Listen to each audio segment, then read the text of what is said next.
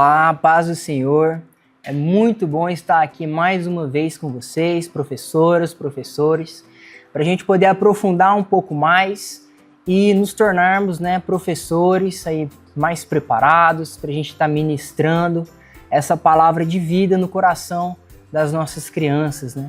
Eu acho importante dizer que muita coisa será dita aqui e você não necessariamente precisa passar isso tudo na hora que você for montar a sua aula. Mas é importante que você, como professora, como professor, vocês saibam, porque quando nós chegarmos ali, principalmente nos pré-adolescentes, as crianças ali já de 9, 10, 11 anos, e se eles nasceram na igreja, eles já escutaram essas histórias aí inúmeras vezes. Então, é sempre importante nós estarmos trazendo uma aplicação nova, um conhecimento novo, aprofundando nessas histórias, não de maneira superficial, para que nós façamos eles entenderem que eles ainda têm muito a aprender com a palavra de Deus. Amados, hoje nós vamos falar de forma um pouco mais aprofundada sobre Salomão. Nós vamos ter ali esses relatos ali no livro dos Reis e também relatos paralelos no livro de Crônicas. Salomão foi um rei muito importante e aqui hoje, para fins didáticos, nós vamos dividir esse estudo na sua ascensão, como ele ascende ao trono, falaremos sobre a sua sabedoria, sobre as suas riquezas e também sobre o seu declínio, sobre a sua queda, os seus pecados, né? E Salomão, ele ascende ao trono, meus irmãos, ali já no final de 2 Samuel, no início de 1 Reis, o autor ele já vai relatar para a gente um Davi débil, um rei Davi idoso, longe de ser aquele rei Davi vigoroso das guerras, aquele rei das batalhas. Não, nós vemos um Davi frágil, nós vemos um Davi já muito idoso, já débil e perdendo as rédeas do reino. E isso fica muito claro quando nós vemos o seu filho Adonias, que em uma linhagem natural seria realmente o sucessor do trono, mas ele então sem uma orientação divina. Adonias sem uma unção real. Adonias sem a orientação de ninguém, ele deliberadamente decide que ele já reinaria.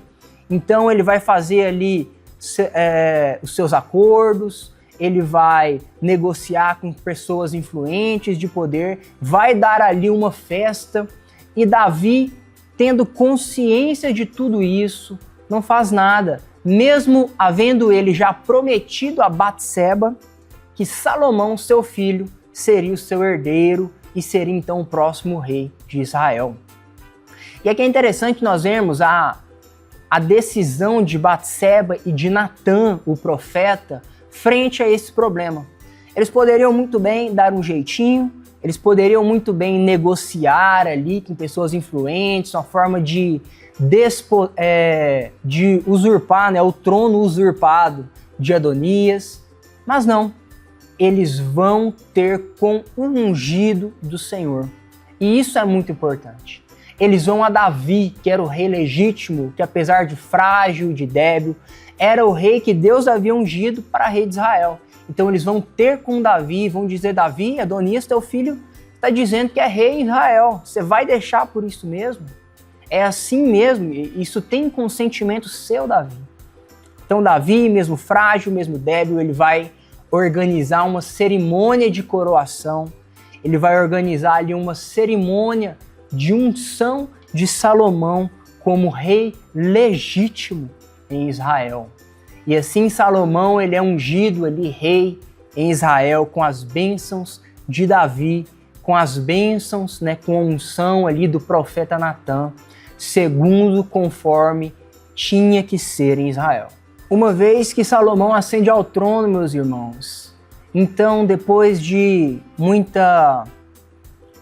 muitas coisas que acontecem, Salomão, ele se livra de todos aqueles que haviam conspirado com Adonias contra ele, E culminando inclusive na morte de seu irmão Adonias, cumprindo-se assim a sentença que o próprio Davi havia lançado sobre o pecado dele mesmo, onde Davi, por conta do que ele havia feito com Batseba e com Urias, 4 de seus filhos morreram, o quarto então aqui com Adonias.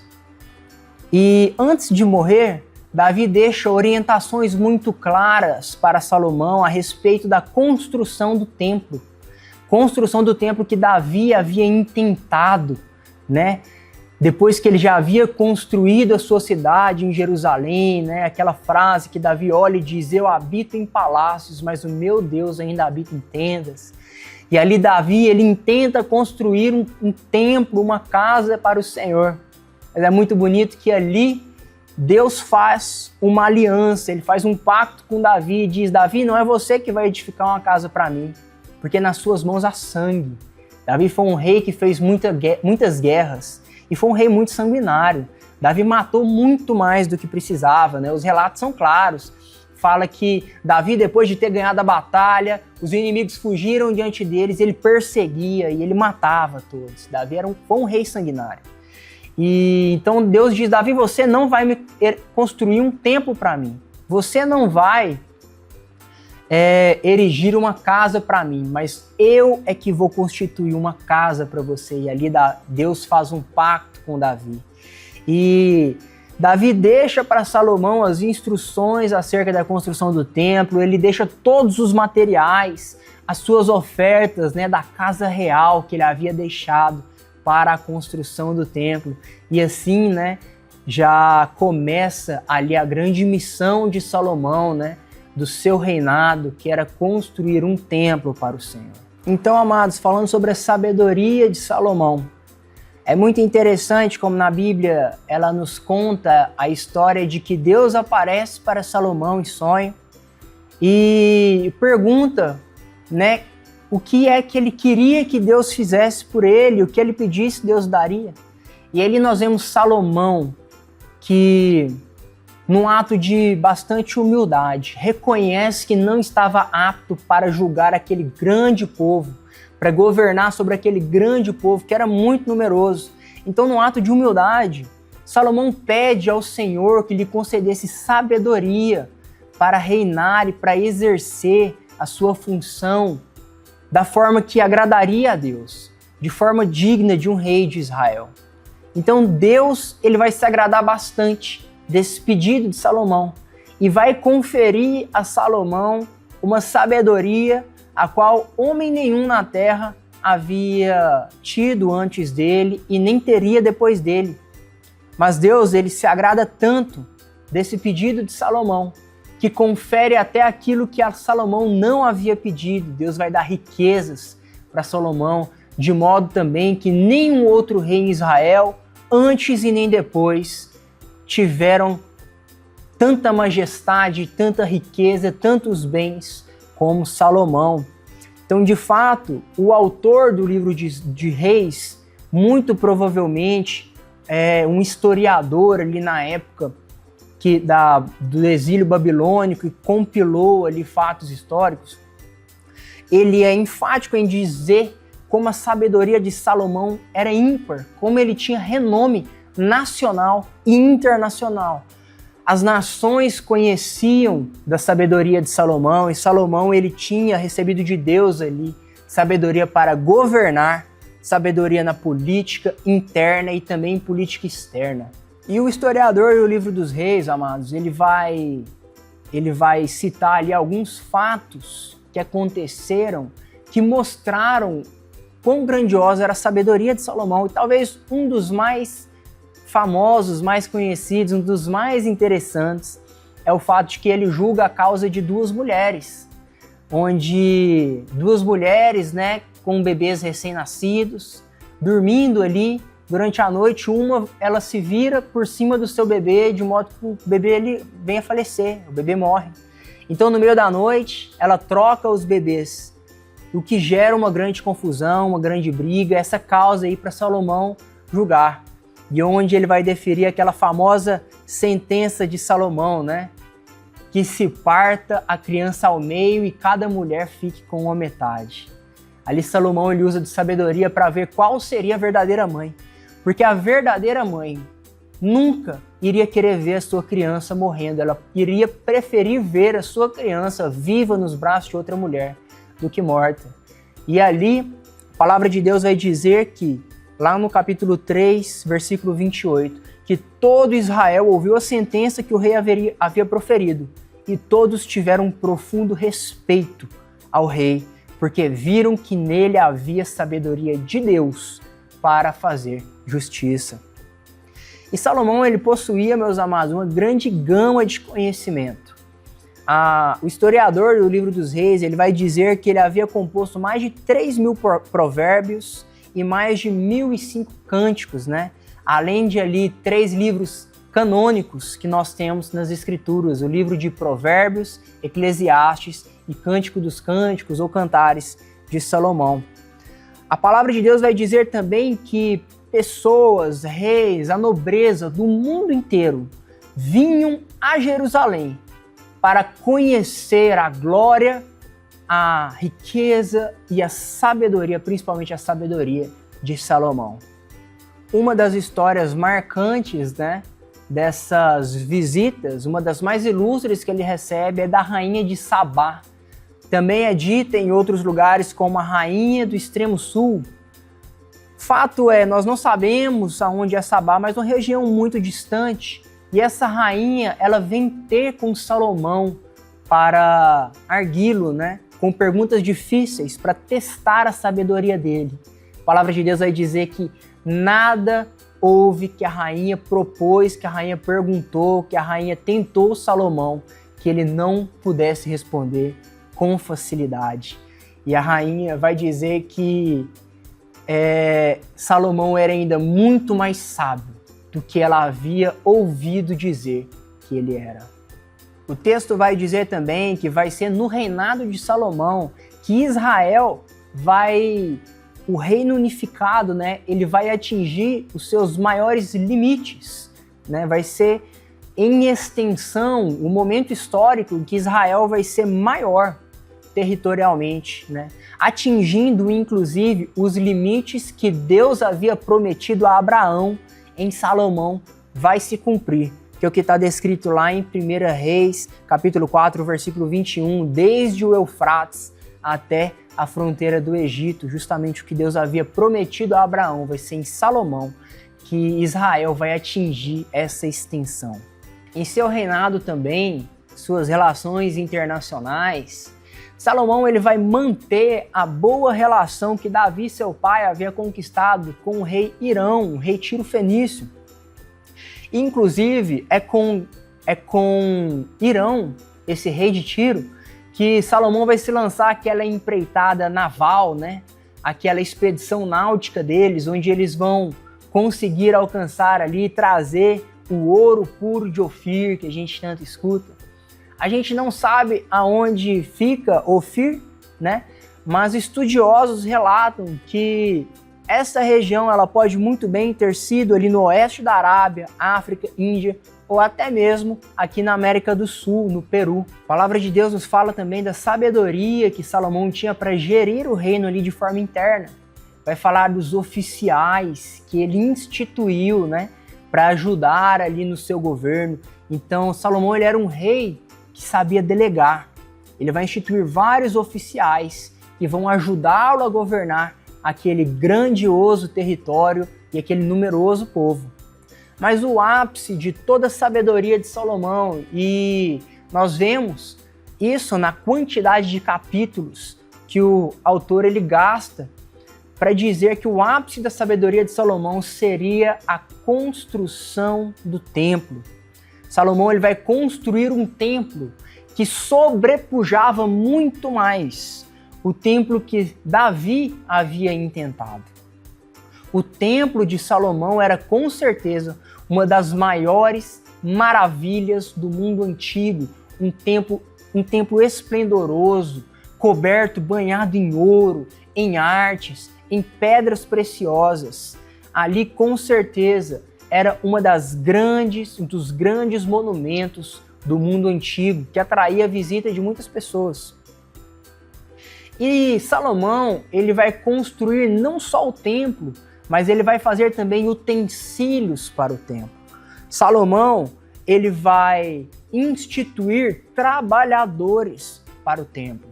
o templo de Salomão excedia em muito as expectativas de Davi. Então vemos que a preocupação de Salomão não estava apenas em construir um templo, mas também de estabelecer um culto, né? Ele vai criar ali cargos oficiais de trabalhadores, né, para o templo. E é muito interessante, meus irmãos, como a palavra de Deus ela deixa claro que 480 anos depois de Deus ter tirado o povo do Egito, então Salomão ele vai construir o templo. E isso é muito importante, porque aqui significa que a obra que Deus havia começado lá no Egito, ele vai concluir ela de fato aqui com Salomão, com a construção do templo, nessa migração da arca, da presença de Deus, de tendas móveis, para uma cidade na qual Deus atrelaria o seu nome. Então, amados, é na construção do templo que se consuma essa obra e definitivamente o reino de Salomão, o reinado dele é um reinado de paz, né? Um reinado de descanso. O autor vai dizer que Deus deu descanso a Israel dos seus inimigos em derredor. E Salomão, ele traz a raiz da palavra paz, né? O shalom, ele vem na raiz do seu nome, Shalom, o shalom de Deus. Então, Deus, na inauguração do templo, ele migraria de tendas móveis para um templo. Isso é importante porque no Oriente Antigo os deuses eram territoriais. Eles atrelavam seus nomes a territórios, a reinos, a cidades. E Deus estava fazendo isso aqui no momento em que a arca ela é entronizada no templo. Bom, restava saber se Deus aceitaria, se ele realmente atrelaria o seu nome a Jerusalém. E ele, depois de Salomão fazer aquela oração na inauguração do templo, nós vemos a resposta positiva de Deus, quando a glória de Deus vai encher todo o templo. E meus amados, ali na inauguração do templo, Salomão ele vai fazer uma oração muito distintiva, uma oração muito importante, que depois ela vai servir ali como uma oração emblemática, enigmática para aqueles profetas do exílio. É uma oração que Daniel vai fazer lá no exílio, nos mesmos termos, na mesma estrutura, né? Quando Salomão diz, quando esse povo pecar contra ti, Senhor, que eles forem levados, exilados para uma terra distante, e lá eles clamarem o seu nome, inclina o seu coração a eles, inclina os seus ouvidos ao clamor do seu povo, usa da sua misericórdia e traze-os mais uma vez para cultuar o seu nome aqui nesse templo. E a palavra de Deus vai dizer que Salomão faz essa oração. E terminado de construir o templo, terminado de construir a casa do rei e as suas construções ali de poder, então Deus aparece e responde a oração de Salomão. O que o texto não fala é que depois de terminar de construir a casa do rei, as construções do rei, né? Depois daquela oração, se passaram 13 anos. Então, meus amados, Salomão orou e Deus respondeu depois de 13 anos, né? Às vezes nós somos pegos pela narrativa, parece que é imediato, mas não foi. Então, nesse ponto, é importante nós deixarmos claro para as crianças que nos ouvem que muitas vezes a resposta de Deus ela não vai vir na velocidade que nós queremos. Ela não vai vir nos moldes que nós esperamos, segundo a expectativa que nós criamos. Isso não quer dizer que Deus não ouviu a nossa oração, e muito menos que Deus não responderá a nossa oração. Deus respondeu a oração de Salomão 13 anos depois de ele haver orado. Outro ponto muito distintivo de Salomão foi a sua riqueza. Salomão, com certeza, foi o rei mais rico de Israel e o rei mais rico de seus dias. Salomão, na sua casa, nas suas estruturas de poder que ele havia construído, no templo que ele havia construído, havia deixado claro que a sua riqueza era digna da sua sabedoria. Meus irmãos, Salomão ele habitava em Jerusalém. Jerusalém é uma cidade em cima de um monte, em cima de uma montanha. Ainda assim, Salomão tinha navios. Ele possuía naus, onde de 3 em 3 anos ele se lançava nessas empreitadas com o rei Irão. E eles traziam dessas empreitadas ouro, prata, marfim, búzios e pavões. Então era um reino, era uma riqueza exótica, ele tinha animais exóticos, era um reino de proporções de riquezas nunca antes vistas na história de Israel. Salomão, ele revendia para os reis heteus, para os reis da Síria, cavalos, né, puro sangue que ele comprava de Faraó, que ele comprava do Egito. E a palavra de Deus vai dizer que o ouro, a prata, nos dias de Salomão, perdeu o valor. Tamanha a quantidade de ouro que Salomão fez circular em Jerusalém, a prata não tinha valor nos dias de Salomão. Salomão, meus amados, além de muitos presentes que ele recebia também tributos, taxas, impostos, tanto do povo de Israel quanto das nações as quais ele dominava, ele exercia influência, ele exercia algum tipo de poder sobre elas. E ele tinha cavaleiros, carros, um exército, ele tinha cidades fortificadas, cidades muradas, portões com grilhões, e ele possuía um harém ali, né, com 700 concubinas e 700 esposas e 300 concubinas. E todos esses casamentos de Salomão falam das relações internacionais, eram casamentos diplomáticos, casamentos políticos, na qual ele estava fazendo ali aliança com reis, com cidades, com nações. E além das construções luxuosas e exuberantes que Salomão possuía. A riqueza de Salomão fala não só dos seus bens e dos seus pertences, mas fala de um momento em que a economia em Israel florescia, em que Israel gozava de paz, experimentava um período ali de prosperidade, um período ali de shalom, a bênção abençoadora, né? A paz abençoadora de Deus sobre o povo de Israel. Entrando agora, meus amados, na parte dos pecados de Salomão, do declínio, né, de sua sabedoria.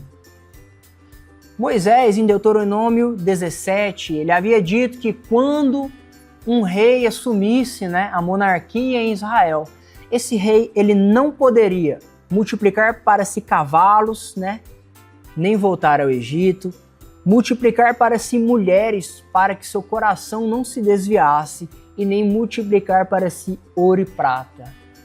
Parece que ele estava escrevendo para Salomão, porque nós vemos que Salomão faz todas essas coisas, as quais Moisés havia proibido. Por conta disso, muitos pesquisadores, inclusive, acreditam ou tentaram, né, dizer que esse é um texto que não foi escrito por Moisés, que ele foi adicionado ali de forma tardia, de forma posterior.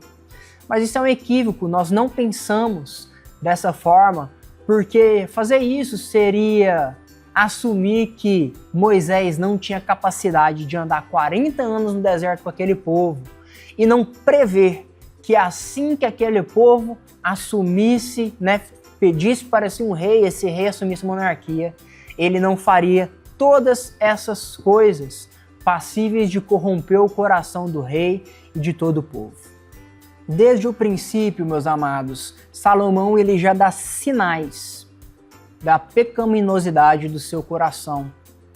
Já no capítulo 3, a palavra de Deus vai falar que ele se casa com uma filha de Faraó, coisa que era proibida segundo a lei de Deus, porque Deus sabia que quando os homens de Israel começassem a se unir com as mulheres de outras nações, ou as mulheres de Israel se unir com os homens de outras nações, o coração do povo de Israel seria inclinado a adorar os deuses dessas nações. Então Salomão ele faz isso. Salomão vai fazer também, vai instituir um homem chamado Adonirão como superintendente de trabalhos forçados, superintendente de escravos. Exatamente o aviso que Samuel havia dado, né, para o povo de Israel, quando o povo pediu para Samuel ungir um rei sobre eles, como as nações que estavam ao seu redor. Samuel, lá em 1 Samuel, capítulo 8, lá no texto que vai do versículo 10 até o 18, ele vai dizer que no momento em que o povo pediu um rei e que esse rei fosse constituído, ele tomaria para si os filhos e filhas do povo, a prata e o ouro do povo, para se tornarem, para trabalharem nos seus carros, nos seus campos, nas suas messes, para fabricar perfumes e tudo aquilo que Salomão havia feito. A palavra de Deus vai mostrar também que Salomão ele demora 7 anos para construir o templo, mas ele demora 13 para construir o seu palácio e as suas estruturas de poder.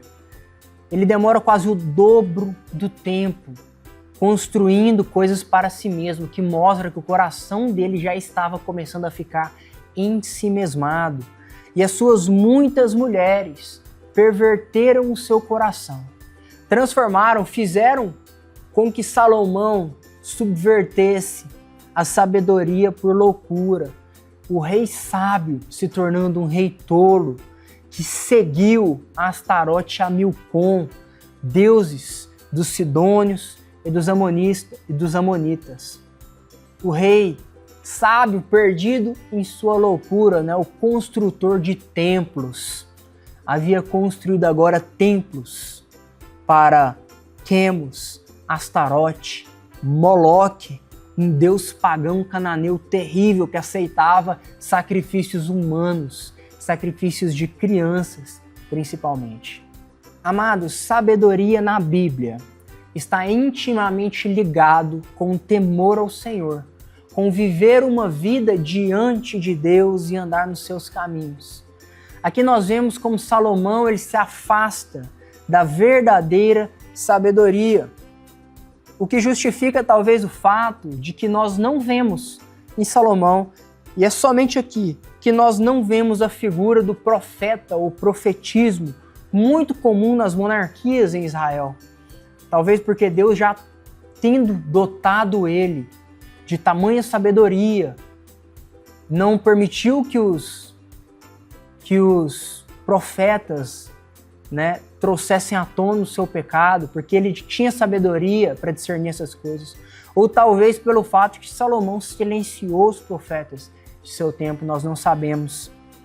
Mas nós sabemos que é exatamente por isso que Jesus vai dizer lá em Mateus 12, versículo 42, que no dia do juízo, a rainha de Sabá, a rainha do extremo sul, ela vai se levantar com essa geração e a condenará, porque essa rainha veio de longe para ver e receber da sabedoria de Salomão. Mas em Jesus havia alguém maior do que Salomão. E aquela geração não havia crido nas palavras de Jesus. E muitos da nossa geração ainda não creem naquele que é maior do que Salomão. Nós não sabemos, meus amados, ao certo, se Salomão ele se arrependeu de seus pecados. A julgar pelo que está escrito em Cantares, Eclesiastes, nós somos levados a entender que sim, Salomão, na sua velhice, se arrependeu dos seus pecados e voltou seu coração para Deus. Mas nós não temos confirmação bíblica dessas coisas. Bom, as consequências do seu pecado, e ainda que nos arrependamos, algo que nós entendemos com Davi, entendemos com Salomão, é que mesmo aqueles que se arrependem de seus pecados precisam passar pelas consequências do pecado. E a consequência clara do pecado de Salomão era que Deus rasgaria o reino, mas não dele, por amor ao seu pai Davi. Do filho dele, Deus rasgaria o trono. E nós vemos, imediatamente, é o que acontece com o filho de Salomão, Roboão. O reino é partido, é dividido em dois. Reino do norte, chamado Israel, com capital em Samaria. E reino do sul, com capital em Jerusalém, chamado Judá. Por amor a Davi, por amor a Jerusalém, cidade a qual Deus havia vinculado o seu nome, Deus ainda preservaria a aliança que ele havia feito com Davi, onde ele disse que da casa de Davi sempre haveria rei em Israel. Sabemos que as implicações últimas, meus irmãos, desse pacto com Davi se cumprem, não em Salomão, não em Roboão, não em qualquer um que venha da linhagem de Davi no tempo dos reis, mas aquele que viria muito depois, nascido numa estebaria, colocado numa manjedoura, chamado Jesus.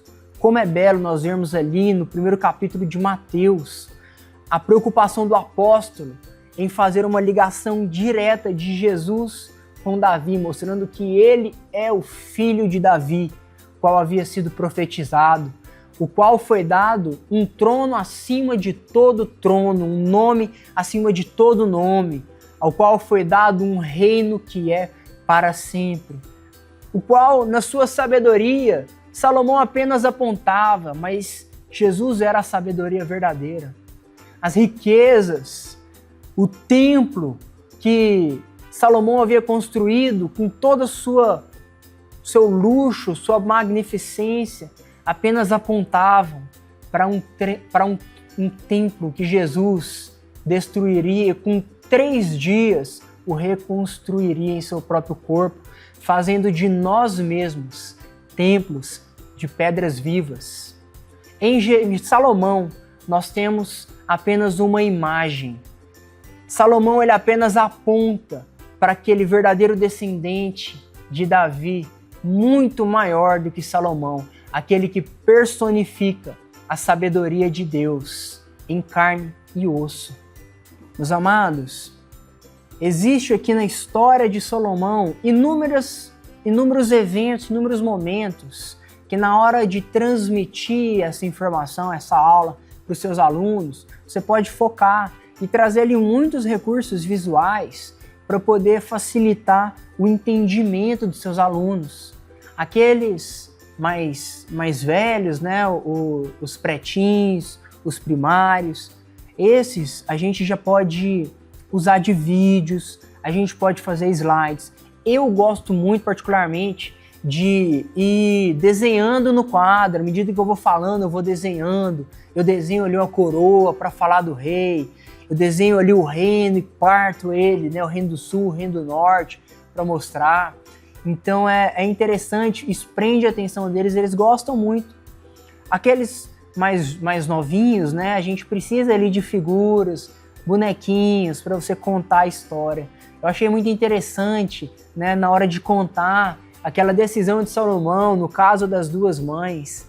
A professora desenhou, né, o bebê numa cartolina, trouxe-lhe o papel e ela contou a história, ninou o neném.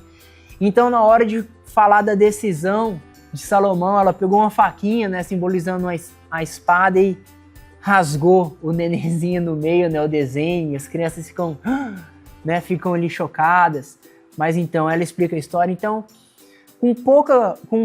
com recursos simples, a gente consegue ali usar, né, da imaginação para trazer um recurso visual muito bacana, para a gente poder estar trazendo com mais avidez, né, de forma mais figurativa, ilustrativa, essa informação, essa história aí para o conhecimento dos nossos alunos.